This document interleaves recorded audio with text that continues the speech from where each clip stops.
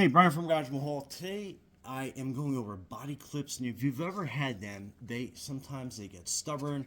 If they've been out in the elements, salt and stuff and debris and dirt get stuck in there. This tool is absolutely super great for that. You basically just kind of get it hooked in there, and then you basically squeeze down, and then that will pull even the most stubborn clips out completely. So there you go. And I know you've been through them before, and you can see all the dirt falling onto the camera, but that works fantastic.